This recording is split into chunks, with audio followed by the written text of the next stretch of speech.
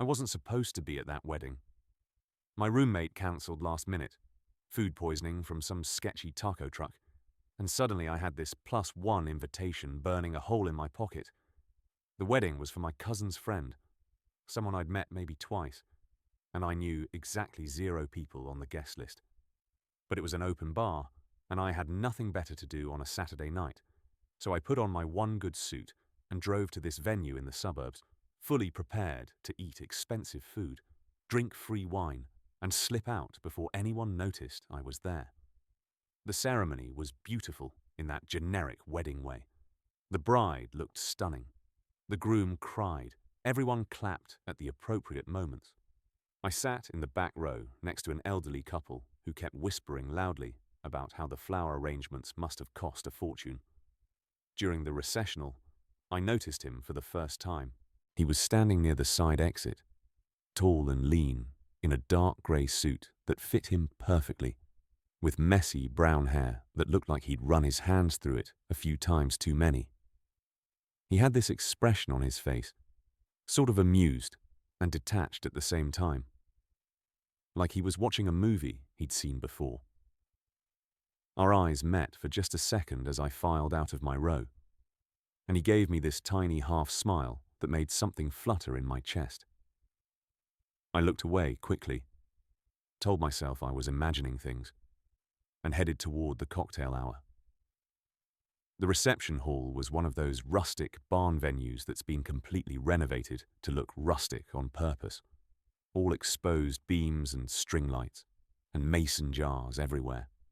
I grabbed a drink from the bar and found a corner to observe from, doing that thing where you pretend to be very interested in your phone so no one tries to talk to you. I watched groups of people laughing and hugging, clearly old friends or family, and felt that familiar outsider feeling settle over me. I was just starting to seriously consider making an early exit when I heard a voice next to me say, "So bride or groom?" It was him. Up close, he was even better looking, with these warm hazel eyes and a slight dimple in his left cheek when he smiled. He was holding a beer and looking at me with genuine curiosity, not the polite, small-talk expression most people wear at weddings. Uh, Technically groom's side, I said, trying to sound more confident than I felt. But honestly, I barely know anyone here. You? Bride's side. Same situation, he said, and his smile widened. My sister was supposed to come with me, but she bailed. Something about her kid getting sick. I think she just didn't want to sit through another wedding.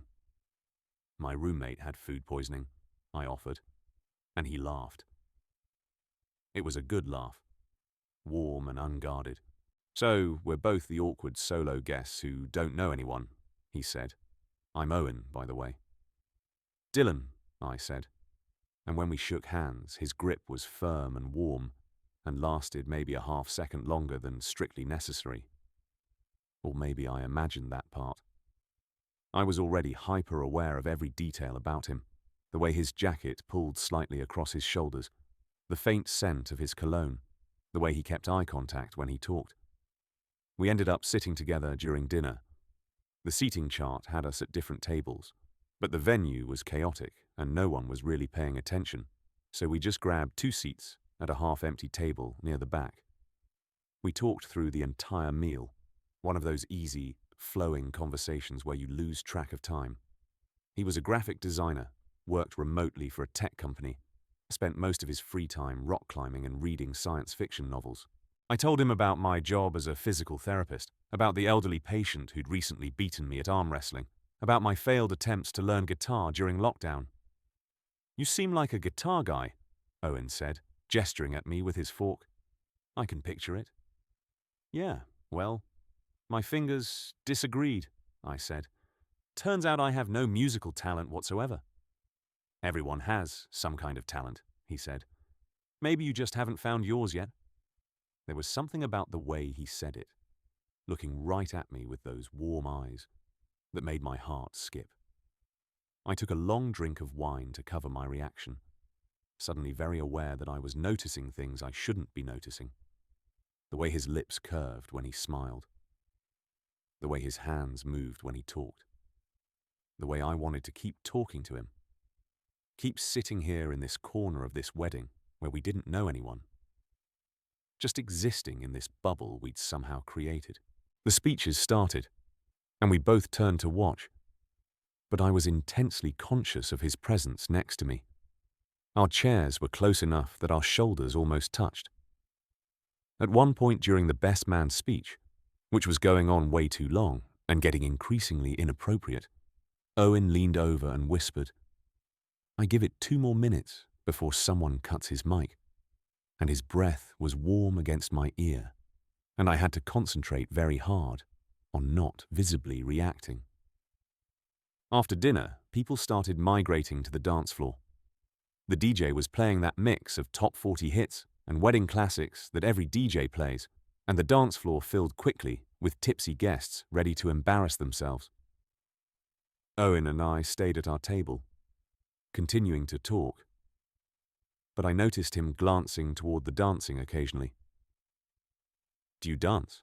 I asked, and immediately regretted it. Why would I ask that? What was I thinking? "Sometimes," he said, looking at me with an expression I couldn't quite read. "Do you?" "Not really," I admitted. "I'm pretty terrible at it." "I don't believe that," he said. "Everyone can dance. It's just about letting go." The DJ transitioned into something slower, and I watched couples pairing off on the dance floor, swaying together under the string light.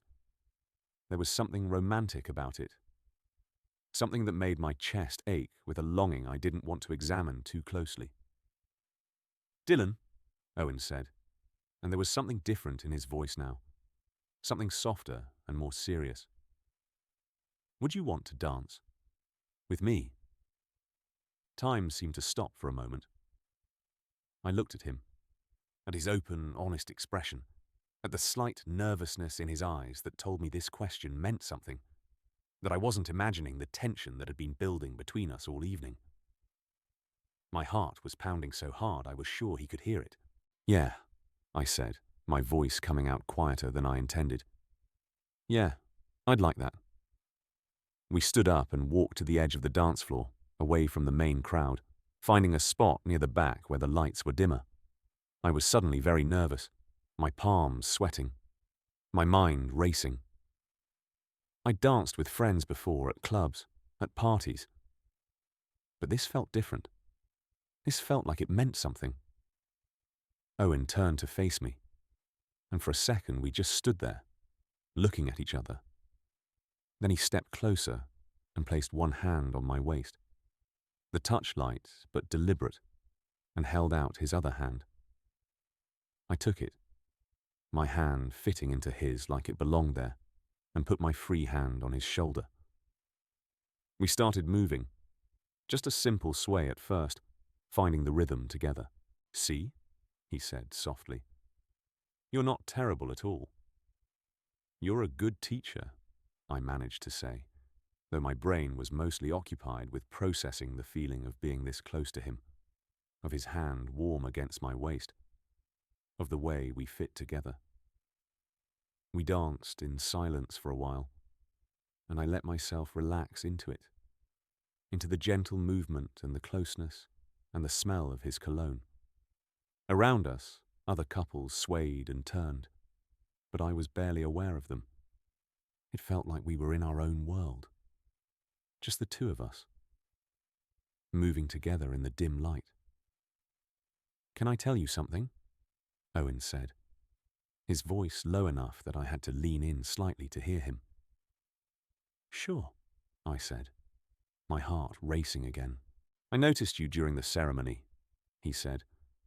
"I saw you sitting in the back, and I thought you looked interesting. And then during cocktail hour, I was working up the courage to come talk to you, and I kept losing my nerve, and then I saw you standing alone and I thought, okay, now or never." I pulled back slightly to look at him, searching his face. "Really? Really?" he said, and he was smiling, but there was vulnerability in his eyes. "I'm really glad I did. This has been the best wedding I've ever been to, and I still don't know anyone here except you. Something in my chest cracked open. I thought about all the times I'd noticed things about guys, felt things I told myself were just friendship or admiration or whatever else I could label them as. I thought about all the times I'd pushed those feelings down, ignored them, pretended they weren't real. And I looked at Owen, at this man who'd asked me to dance at a wedding where we didn't know anyone, who was holding me like I was something precious, who was looking at me like he saw me, really saw me. "Owen," I said, and my voice came out shaky. "I'm really glad you came over to talk to me too. This whole night I don't know how to say this." "You don't have to say anything," he said gently, and his hand on my waist tightened slightly, pulling me a fraction closer. "Not if you're not ready." But I realized I was ready. Maybe I'd been ready for a long time and just hadn't admitted it to myself. "I like you," I said, the words coming out in a rush. "Like, really like you. And I know we just met. And this is probably crazy.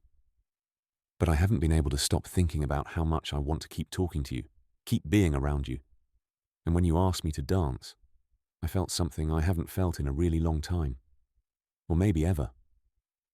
Owen's eyes went soft and his smile was so genuine it made my chest ache. "Dylan," he said, "I like you too. I've been hoping all night that you felt the same way. That I wasn't reading this wrong." "You're not reading it wrong," I said, and then I was smiling too. This huge, probably ridiculous smile that I couldn't control. We kept dancing, but now everything felt different, charged with this new understanding between us. His thumb traced small circles on my waist through my shirt, and I let myself lean into him more, closing the distance until there was barely any space between us. The song changed to something else, slow and romantic, and neither of us moved to leave the dance floor. "So what happens now?" I asked. "After the wedding?"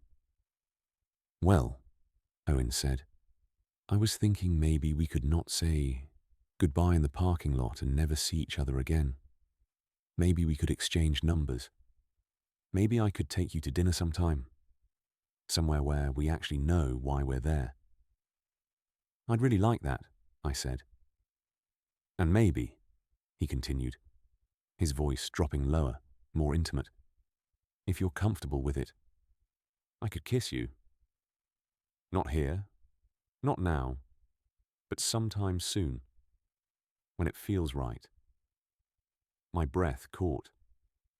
I think I'd like that too. We stayed on the dance floor for 3 more songs, barely moving, just holding each other and talking in low voices about everything and nothing. We talked about our families, our friends, our hopes and fears. I told him about how I'd spent most of my 20s trying to figure out who I was, how I'd dated a few women, but it never felt quite right, how I'd been afraid to examine why. He told me about his own journey, about coming out to his family in college, about the relationships he'd had and the heartbreaks he'd survived. "I'm still figuring things out," I admitted. "This is all pretty new for me. Being honest about what I want, who I'm attracted to." "That's okay," Owen said. "You don't have to have it all figured out. You just have to be honest with yourself. And with me, if we're going to do this." "I want to do this," I said. "I'm scared, but I want to." "Being scared is normal," he said. "I'm a little scared too, but I think you're worth being scared for." Eventually, the wedding started winding down. The bride and groom made their exit through a tunnel of sparklers, and guests started trickling toward the parking lot. Owen and I walked out together, not ready to say goodbye yet, standing by my car and talking for another half hour in the cool night air. "I should probably let you go," Owen finally said, though he didn't move away. "It's getting late." "Yeah," I agreed. But I didn't move either. We were standing close, closer than friends would stand, and the parking lot was mostly empty now. Just a few stragglers loading gifts into their cars. "Dylan," Owen said, and then he reached up and brushed a strand of hair off my forehead, his fingers lingering for a moment. "Can I kiss you? Is that okay?" I nodded, not trusting my voice, and then he was leaning in and his lips were on mine, soft and warm and perfect. It was a gentle kiss, tentative at first, and then deeper as I kissed him back. My hand coming up to cup the back of his neck, it felt like something clicking into place, like a question I'd been asking my whole life, finally getting answered. When we pulled apart, we were both smiling like idiots. "So," Owen said, "dinner this week?" "Definitely," I said. "Text me tomorrow?" "I'll text you tonight," he said, and kissed me again. Quick and sweet. I drove home in a daze, my lips still tingling, my heart still racing. When I got back to my apartment, my roommate was on the couch watching TV, looking significantly better than he had that morning. "How was the wedding?" he asked. "Life-changing," I said and meant it. My phone buzzed. A text from an unknown number. "Hey, it's Owen. Just wanted to make sure you got home safe. And to tell you that tonight was amazing. Sweet dreams, Dylan." I saved his number and replied, "Home safe. Tonight was amazing for me too. Can't wait for dinner." I lay in bed that night, replaying every moment, every word, every touch. I thought about how random it all was. How I almost hadn't gone to that wedding. How Owen's sister almost hadn't cancelled. How we'd found each other in a room full of strangers. I thought about the courage it took for him to ask me to dance, and the courage it took for me to say yes, to admit what I was feeling, to let myself want something I'd been afraid to want. I thought about the way he'd looked at me on that dance floor, like I was the only person in the room, the way his hand felt on my waist, the way my name sounded when he said it, the way kissing him felt like coming home to a place I'd never been before. And I realized that this was just the beginning. There would be dinners and dates and conversations and more kisses. There would be the nervousness of introducing him to my friends and family, of navigating what it means to be with a man when I'd spent so long pretending I wanted something else. There would be challenges and uncertainties and moments of doubt, but there would also be Owen, with his warm laugh and his kind eyes and his patient understanding. There would be someone who saw me and liked what he saw, who was willing to wait while I figured things out, who made me feel brave enough to be honest about who I really was. I fell asleep with a smile on my face, already counting down the hours until I'd see him again, until I could exist in that bubble we'd created. Just the two of us, two strangers at a wedding who'd found something neither of us was looking for, but both of us needed. The guy from the wedding asked me to dance, and I said yes. And everything changed. Total_char_count, 16,847.